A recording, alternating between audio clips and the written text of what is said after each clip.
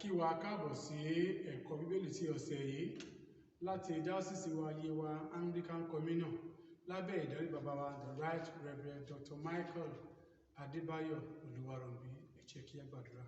Ọlọ́run ṣe là ń bẹ̀ ọ́ pé kó fún wa ní òye nínú ọ̀rọ̀ rẹ tó ní ìyè tí ó lè fún wa ní ìyà ìnípẹ̀kun nítorí Jésù Kristi Olúwa wa. Lẹ́ẹ̀kan sí a kí wa káàbọ̀. Bàbá wa ẹ bá wa ṣàfihàn ara yín fún àwọn aráalé. Orúkọ mi ni Reverend Sunday Ọlátúnjí láti inú ìjọ ní agbègbè ọjà Odan. Ṣé bàbá wa, màmá wa bá wa ṣàfihàn ara yín fún àwọn aráalé. Orúkọ mi ni Mrs. Mark Oríṣẹ́ láti inú ìjọ Pétérù Mímọ́ Archdeaconry ọjà Odan agbọ́lá ọkọ. Ṣé màmá wa, orúkọ tèmi ni àlùfáà Oríyọmí Ọ̀ṣọ́. Lónìí tí í ṣe ọjọ́ ìsinmi kẹta ní Advent ní oṣù kejìlá yìí tí ṣe ọjọ́ kẹtàdínlógún. Ohun tí à ń gbé ọ̀ tí ṣe àkórí ọ̀rọ̀ wa ni àwọn ọmọ Ọlọ́run gẹ́gẹ́ bí arìnrìn àjò sí ìjọba ọ̀run, ìfarahàn jíjọba Ọlọ́run lórí ilẹ̀ ayé. Ẹ̀ka àkórí wa ni gbígbé ìgbé ayé ìṣẹ́gun, gbígbé ìgbé ayé ìṣẹ́gun. À ń wo apá kejì rẹ̀. Orí ọ̀rọ̀ wa ni ìṣẹ́gun lórí ẹ̀ṣẹ̀, ìṣẹ́gun lórí ẹ̀ṣẹ̀. Ibi kíkà wa ń bẹ nínú ìwé Róòmù orí 8 láti ẹsẹ̀ 1 sí ẹsẹ̀ 11.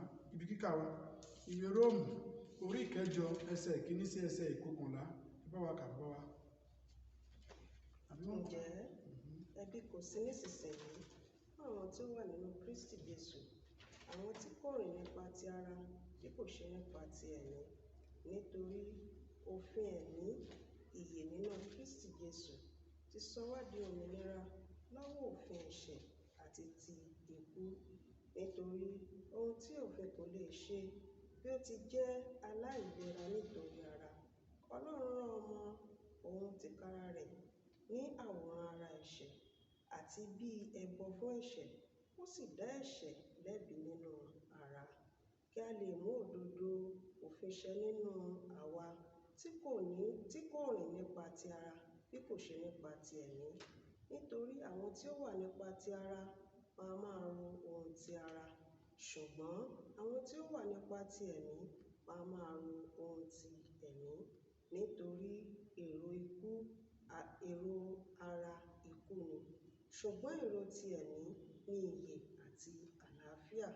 Nítorí èrò ti ara ọ̀tá ni sí Ọlọ́run, nítorí kì í tẹríba fún òfin Ọlọ́run, òun kò tilẹ̀ lè ṣe é.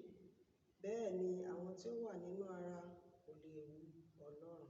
Ṣùgbọ́n ẹ̀yin kò sí nínú ti ara bí kò ṣe nínú ti ẹ̀mí, bí ó bá ṣe pé ẹ̀mí Ọlọ́run ń gbé inú yín. Ṣùgbọ́n bí ẹnikẹ́ni kò bá ní ẹ̀mí Kristi, òun kò sí nínú ẹni tirẹ̀. Bí Kristi bá sì wà nínú yín, ara jẹ́ òkú sí ẹ̀ṣẹ̀, ara jẹ́ òkú nítorí ẹ̀ṣẹ̀, ṣùgbọ́n ẹ̀mí ìyè jẹ́ nítorí òdodo. Ṣùgbọ́n bí ẹ̀mí ẹni tí ó jí Jésù dìde kúrò nínú òkú bá ń gbé inú yín, ẹni tí ó jí Kristi Jésù dìde kúrò nínú òkú yóò fi ẹ̀mí rẹ̀ tí ń gbé inú yín sọ ara kíkú yín di ààyè pẹ̀lú. Ẹ ṣé pẹ̀lú fún Ọlọ́run. Òun ni wọ́n ti kà fún wa yẹn ká lè ní òye nípa ti ìṣẹ́gun lórí ẹ̀ṣẹ̀. Ẹ ṣé ìyá wa, ibi tí wọ́n bá wa kà nínú ìwé Róòmù orí 8. Ẹ jẹ́ kí a yára wo èròǹgbà wa. Èròǹgbà àkọ́kọ́ ni láti ní òye nípa ìṣẹ́gun lórí ẹ̀ṣẹ̀, láti ní òye nípa ìṣẹ́gun lórí ẹ̀ṣẹ̀. Èròǹgbà kejì, láti ṣàlàyé iṣẹ́ ìràpadà gẹ́gẹ́ bí ìpìlẹ̀ ìṣẹ́gun wa lórí ẹ̀ṣẹ̀. Láti ṣàlàyé iṣẹ́ ìràpadà gẹ́gẹ́ bí ìpìlẹ̀ ìṣẹ́gun wa lórí ẹ̀ṣẹ̀. A ti gbọ́ bí àwọn ọmọ wa ti bá wa kà nínú ìwé Róòmù, bí Olúwa ti sọ fún wa pé a kò sí lábẹ́ òfin nítorí pé a ti jẹ́ ẹni ẹ̀mí. Ẹ jẹ́ kí ẹ yára wo ìfáàrà wa. Nínú ìfáàrà wa, ẹ̀kọ́ nípa ẹ̀ṣẹ̀ jẹ́ kókó fún ẹ̀sìn Kìrìsìtẹ́nì nítorí pé ó jẹ́ ìwà àìtọ́ tí a kà sí ìrékọjá òfin àtọ̀runwá àti pé ìpìlẹ̀ rẹ̀ jẹ́ ìràpadà nínú Kristi. Bíborí ẹ̀ṣẹ̀ bẹ̀rẹ̀ nípa mímọ̀ òtítọ́ pé àgọ́ ara wa ni Ọlọ́run tí a rà àti pé nípasẹ̀ ìràpadà Kristi ó lè ní agbára láti gbé ní ìṣẹ́gun lórí ẹ̀ṣẹ̀. Abala Bíbélì tí òní tọ́ka wa sí òtítọ́ pé àwọn tí ó wà nínú Kristi Jésù nìkan tí a ti bí nípa ti ẹ̀mí ni ó ní agbára lórí ẹ̀ṣẹ̀ àti àwọn iṣẹ́ ẹran ara ti ayé yìí. Ohun tí ìfara wa ń tọ́ka sí ni láti ṣàlàyé ní kíkún ibi tí àwọn ọmọ wa kà nínú ìwé Róòmù orí 8 ẹsẹ̀ 1 sí ẹsẹ̀ 11 ká lè ní òye nípa ohun tí ẹ̀ṣẹ̀ jẹ́, láti fi òye wa pé àwa Kìrìsìtẹ́nì kókó ni òye nípa ti ẹ̀ṣẹ̀ jẹ́ kí a lè borí, nítorí pé ó jẹ́ ìrékọjá òfin àtọ̀run wá. Wọ́n sì jẹ́ kó yé wa pé bíborí ẹ̀ṣẹ̀ ó bẹ̀rẹ̀ nípa mímọ̀ òtítọ́ gẹ́gẹ́ bí a ti kà á pé àgọ́ ara wa jẹ́ ti Ọlọ́run èyí tí a ti rà padà nípasẹ̀ Kristi olùgbàlà wa. Wọ́n sì jẹ́ kó yé wa pé a lè ní ìṣẹ́gun àti agbára lórí ẹ̀ṣẹ̀. Wọ́n sì jẹ́ kó yé wa pé àwa tí a bá ti mọ òtítọ́ tá sì dúró nínú Kristi Jésù nìkan ni a fún ní agbára nípa ẹ̀mí mọ́ láti borí ẹ̀ṣẹ̀. Ohun tí wọ́n jẹ́ ká mọ̀ níbi tí wọ́n kà nínú ìwé Róòmù orí 8 ni pé kì í ṣe nípa agbára ara ẹran tàbí nípa òye ẹnikẹ́ni la lè fi borí ẹ̀ṣẹ̀, bí kò ṣe nípa agbára tí a rí gbà ní oore ọ̀fẹ́ Jésù Kristi Olúwa wa, èyí tó lè ràn wá lọ́wọ́ láti gbé ìgbé ayé aṣẹ́gun èyí tí ó wu Ọlọ́run. Nígbà tí a bá ń wo àwọn ìbéèrè wa lónìí, àwọn bàbá wa àti màmá wa yóò máa ràn wá lọ́wọ́ láti tan ìmọ́lẹ̀ sí ní kíkún. Jẹ́ ká wo ìbéèrè wa kìíní. Ìbéèrè àkọ́kọ́, wọ́n ní ká ṣàlàyé ẹ̀ṣẹ̀ ní ìbámu pẹ̀lú Genesis orí 3 ẹsẹ̀ 11 sí 12 àti ìwé Róòmù orí 3 ẹsẹ̀ 13. Bàbá wa. Ní ìbámu pẹ̀lú ẹsẹ̀ ọ̀rọ̀ Ọlọ́run tó fi staff síbẹ̀ yẹn Genesis orí 3 ẹsẹ̀ 11 sí 12, ó ń fi ọkùnrin àkọ́kọ́ tá a dá yẹn ti ṣe Ádámù àti Éfà, ó ń fi wọ́n hàn wá gẹ́gẹ́ bí ìpilẹ̀ṣẹ̀ ayé, torí pé Ọlọ́run ti pàṣẹ fún wọn pé èso yìí ní kẹ́ ẹ jẹ, eléyìí ní kẹ́ ẹ jẹ, ṣùgbọ́n eléyìí ẹ ò gbọ́dọ̀ fọwọ́ kàn, ṣùgbọ́n nípa ìtànjẹ èṣù mú wọn bọ́ sínú ẹ̀ṣẹ̀. So ẹ̀ṣẹ̀ yẹn tó wá bọ́ sí yẹn ló wá jẹ́ kí wọ́n mọ̀ pé àwọn wà ní ìhòhò, wọ́n wà lọ farapamọ́ fún Ọlọ́run. So ẹ̀ṣẹ̀ yẹn jẹ́ ká mọ̀ yìí pé ẹ̀ṣẹ̀ gẹ́gẹ́ bí ohun ìríra. Bàbá wa ṣí, wọ́n ti jẹ́ kó yé wa pé ẹ̀ṣẹ̀ jẹ́ ohun ìríra bí Ádámù àti Éfà náà ti ríra pé wọ́n wà nínú ìríra lẹ́yìn ìgbà tí wọ́n gba ìtànjẹ. Bàbá wa sì tún ṣàlàyé pé ẹ̀ṣẹ̀ jẹ́ ìtànjẹ èṣù, bó ti tan Ádámù àti Éfà jẹ, ó ti jẹ́ ohun tó máa ń mú ìyapa wá láàárín ènìyàn àti Ọlọ́run.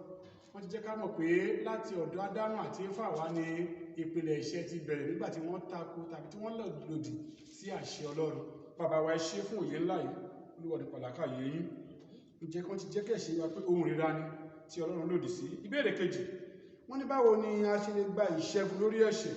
Nígbà tí a bá wo Mátíù orí 20 yẹn ẹsẹ̀ 22 àti ìwé Róòmù bákan náà orí 3 ẹsẹ̀ 24 àti orí 5 ẹsẹ̀ 8, wọ́n ní báwo ni a ṣe lè gba ìṣẹ́gun lórí ẹ̀ṣẹ̀? Báwo ni a ṣe gba ìṣẹ́gun? Báwo ni a ṣe gbà?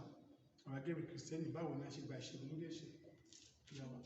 Àwa gẹ́gẹ́ bí Kìrìsìtẹ́nì bí a ti ṣe gba ìṣẹ́gun lórí ẹ̀ṣẹ̀ nípa Jésù Kristi ọmọ Ọlọ́run tí Ọlọ́run wá tí wọ́n wá sí ayé láti wá kú fún wa, láti wá kó gbogbo ẹ̀ṣẹ̀ wa aráyé lọ.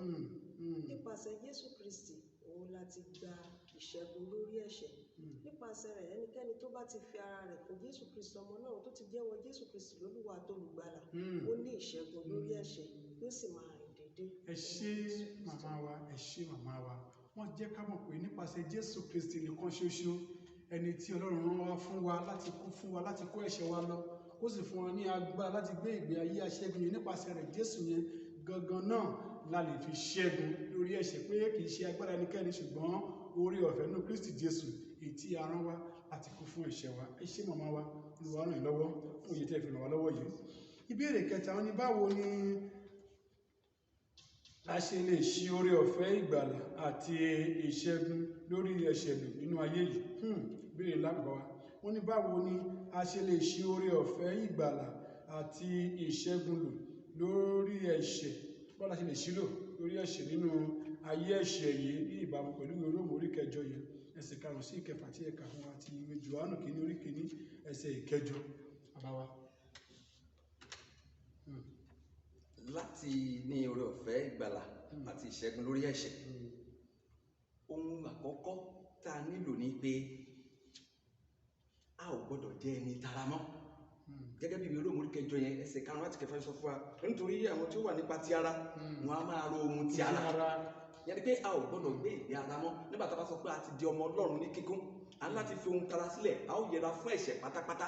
Torí pé láì yẹra fún ẹ̀ṣẹ̀, torí pé ẹ̀ṣẹ̀ Bíbélì jẹ́ kó yé wa pé ẹ̀ṣẹ̀ ikú ni.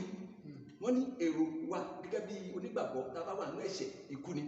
Yẹn ni pé kò sẹ́nikẹ́ni tó wà nínú ẹ̀ṣẹ̀ kó máa retí ikú. Ṣùgbọ́n àwọn tó bá wà nínú ẹ̀mí Ọlọ́run ó jẹ́ ìyè títí láé. Torí náà tá a bá lè yẹra fún ẹ̀ṣẹ̀ ní gbogbo ayé wa, tá a bá sì jáde àwa ṣe oore ọ̀fẹ́ lò, tá a bá wá dúró nínú ayé wa. Tá a bá kọ̀ láti jẹ́wọ́ ẹ̀ṣẹ̀, tá a bá kọ̀ láti dúró nínú Kristi Jésù, a wá ṣòro fún wa. Tá a bá kọ̀ láti ka ọ̀rọ̀ Ọlọ́run, tá ò gbàdúrà dáadáa, tá ò dúró sínú Kristi tá a gbàgbọ́ yẹn, a lè máa ṣe ọ̀fẹ́ yẹn lò. A máa bẹ̀rẹ̀ sí ṣílò. Ó sì wá ṣeéṣe kó jẹ́ pé ohun gbogbo tá a bá ń béèrè lọ́wọ́ Ọlọ́run, a lè má gbà. A máa wí pé mo ṣáà ń gbàgbọ́, mo ṣáà ń ka Bíbélì, mo ṣáà ń sọ̀rọ̀ Ọlọ́run. A mọ̀ pé a ti ṣí oore ọ̀fẹ́ lò. Bàbá wa ṣe, bàbá wa jẹ́ kó yé wa pé nígbà tá a bá kọ̀ láti tẹ̀lé àṣẹ Ọlọ́run tó jẹ́ pé tí ara wa nìkan là ń tẹ̀lé, a lè ṣe oore ọ̀fẹ́ lò. Pàápàá nígbà tá a bá kọ̀ láti jẹ́wọ́ àwọn ẹ̀ṣẹ̀ kan, káwọn onípòwàdà ká sì ṣe àwọn àtúnṣe. A máa rò pé oore ọ̀fẹ́ kan wà ń bẹ̀ ṣá. Oore ọ̀fẹ́ ò ní ká má jẹ́wọ́ ẹ̀ṣẹ̀, oore ọ̀fẹ́ ní ká má ṣàtúnṣe, oore ọ̀fẹ́ túmọ̀ sí pé jíjẹ́wọ́ ẹ̀ṣẹ̀ kíkọ̀ sílẹ̀ ká dúró ní Kristi Jésù. Ẹ ṣé bàbá wa, Olúwa ò ní pa làákàyè yín. Ẹ bá wo ìbéèrè 4 bàbá wa ti ṣe wa. Wọ́n ní báwo ni a ṣe lè máa gbé ìgbé ayé ìṣẹ́gun nìṣó lórí ẹ̀ṣẹ̀? Báwo ni a ṣe lè máa gbé ìgbé ayé aṣẹ́gun ká máa tẹ̀síwájú? Báwo la ṣe lè máa gbé àwọn ìgbésẹ̀ wo la lè máa gbé láti lè máa ní ìṣẹ́gun lóòrèkóòrè lórí ẹ̀ṣẹ̀ ní ìbámu pẹ̀lú ìwé Róòmù orí 9 yẹn ẹsẹ̀ 13 sí ẹsẹ̀ 14 àti orí 9 tí a kà lẹ́ẹ̀kan ẹsẹ̀ 1 sí 2. Bákan náà Gálátíà orí 9 ẹsẹ̀ 5 ẹsẹ̀ 15. Báwo ni a ṣe lè máa gbé ìgbé ayé ìṣẹ́gun lórí ẹ̀ṣẹ̀? Bàbá wa, màmá wa. Bí a ṣe lè máa gbé ìgbé ayé ìṣẹ́gun lórí ẹ̀ṣẹ̀ gẹ́gẹ́ bí Kristẹni tó ti jẹ́wọ́ Jésù Kristi lólúwa tó lùgbàlà, kì í ṣe pé ẹ̀ṣẹ̀ kò ní wá. Ẹ̀ṣẹ̀ àwọn wá débi ẹ̀ṣẹ̀ bẹ́ẹ̀ ni máa kànlẹ̀kùn. Á bèrè pé ṣé ọkùnrin ni ṣó ṣì wà ń bẹ̀ àti kúrò ń bẹ̀. Ṣùgbọ́n gẹ́gẹ́ bí Kristẹni, ẹni tó ti jẹ́wọ́ ẹ̀ṣẹ̀, tó ti gba Jésù Kristi, tó ti gba Jésù Kristi lólúwa tó lùgbàlà, èèyàn á máa nípa kíka ọ̀rọ̀ Ọlọ́run. Nígbà tá a bá ń gbọ́ Ọlọ́run yẹ̀wò lóòrèkóòrè, a lè máa tẹrí ara rẹ bá. Báyìí ni ọ̀rọ̀ Ọlọ́run sọ, báyìí làwọn tó ṣẹlẹ̀ sí nínú Bíbélì nígbà kan, báyìí ni wọ́n ṣe ìrìn àjò yẹn tí Jésù fi ràn wọ́n lọ́wọ́. A máa ní òye nípa àwọn aṣẹ́gun tí Bíbélì ti sọ nípa wọn, àwa náà lè máa tẹ̀lé pasẹ̀ wọn. Àwa náà lè máa tẹ̀lé nípasẹ̀ wọn. Ẹ̀ṣẹ̀ máa wá, ṣùgbọ́n máa sẹ́ra wa wípé ọkùnrin ògbólógbò ni kò sí ń bẹ̀ mọ́, èmi tó kọ́ ló wá bá o, ṣùgbọ́n Jésù Kristi tó ń bẹ nínú mi, òun ló ràn mí lọ́wọ́. Ẹ ṣé ìyá wa. Gẹ́gẹ́ bí àfikún kékeré tí mo kò tẹ̀fẹ́ ṣe ni pé nígbà tí a bá fẹ́ máa gbé nínú ìṣẹ́gun ní gbogbo ọjọ́ ayé wa, a ò gbọ́dọ̀ yọ̀ǹda àwọn ẹ̀yà ara wa fún ìlò fún ẹ̀ṣẹ̀, fún àìṣòdodo. Níbèrè pé láti má yọ̀ǹda àwọn ẹ̀yà ara wa fún ìlò àìṣòdodo. Ìyẹn ni pé àwọn ẹ̀yà ara wa òun ló burú jù. Torí pé kí tá bá wò, tá bá ya ọkàn ní sẹ́ńtà ohun gbogbo. Ẹ rí pé gbogbo àwọn nǹkan tó kù yẹn láti inú ọkàn ni panṣágà, àgbèrè, ìwà èrí, ibẹ̀ ló ti wá. Tá a bá sì kíyèsí ara, tí ẹ̀mí yẹn bá ti dé, èṣù á wá bẹ̀rẹ̀ sí lo àwọn ẹ̀yà ara yẹn pé ìwọ ló kàn. So nígbà tá a bá ti fàyè gba àwọn ẹ̀yà ara wa fún ìlò yẹn fún èṣù, ẹ rí pé a lè máa tẹ̀síwájú. Ẹ ṣé, gẹ́gẹ́ bí ọdún bàbá wa sọ pé nígbà tí ẹ̀ṣẹ̀ bá dé láti dán wa wò, gẹ́gẹ́ bí bàbá wa ṣe ṣàfikún rẹ̀, àwa náà ò ní yàn dára fún. A mọ̀ pé ó lè wá, ṣùgbọ́n a ó máa tẹrí ara wa yẹn bá pẹ̀lú ọ̀rọ̀ Ọlọ́run. A ó máa kà á, máa kíyèsí a sì fi máa gbé ìgbé ayé aṣẹ́gun bí àwọn kan ti gbé. Ẹ ṣé màmá wa, bàbá wa, Olúwa nípa làákàyè yín. Fún ìparí, iṣẹ́ ìràpadà Olúwa wa Jésù Kristi ní Káfárì ni ó ṣe ìpìlẹ̀ fún ìṣẹ́gun wa lórí ẹ̀ṣẹ̀.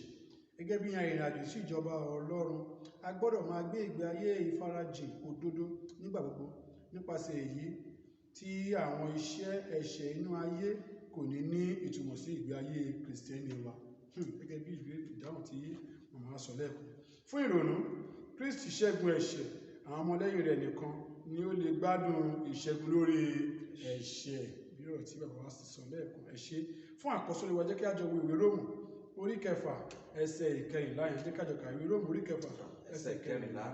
Nítorí ẹ̀ṣẹ̀ kì yóò ní ipa lórí yín, nítorí ẹ̀yin kò sí lábẹ́ òfin bí kò ṣe lábẹ́ oore-ọ̀fẹ́. Jẹ́ kí a gbàdúrà. Ọlọ́run wa ṣe lábẹ́ ọ pé kẹ́ ẹ fún wa ní ìṣẹ́gun. Èyí tí ẹ ti fún wa nínú ọmọ rẹ̀ kó dájú tó bẹ́ẹ̀ táwọn lè máa gbé ìgbé ayé aṣẹ́gun lórí ẹ̀ṣẹ̀ tá sì lè yẹ fún ìjọba lẹ́yìn ayé yìí. Torí Jésù Kristi